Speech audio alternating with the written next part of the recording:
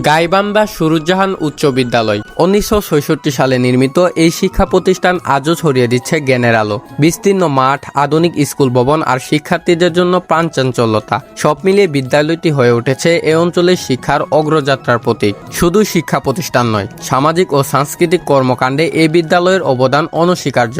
প্রতিদিন শত শত শিক্ষার্থী আসেন নতুন স্বপ্ন নিয়ে উজ্জ্বল ভবিষ্যতের পথে হাঁটার আশায়। কিন্তু এই উজ্জ্বল চিত্রের ঠিক পাশে রয়েছে এক ভিন্ন বাস্তবতা। নাপিতারচর সরকারি প্রাথমিক বিদ্যালয় নতুন ভবন হলেও পিলারের নিচ থেকে মাটি সরে যাওয়ায় প্রতিদিন ভয়াবহ ঝুঁকিতে কাটাচ্ছে কোমলমতি শিক্ষার্থীরা। যে কোনো মুহূর্তে ঘটতে পারে বড় ধরনের দুর্ঘটনা, থেমে যেতে পারে তাদের স্বপ্নযাত্রা। একদিকে গাইবান্ধা সুরুজ্জামান উচ্চ বিদ্যালয়, যেটি শিক্ষার আলো ছড়িয়ে দিচ্ছে, এবং অন্যদিকে নাপিতারচর সরকারি প্রাথমিক বিদ্যালয়, যেটি হুমকির মুখে পড়েছে।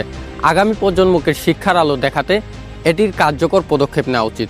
সঙ্গে ছিলাম আমি নাইমুল ইসলাম নাইম, বাংলার মাটি।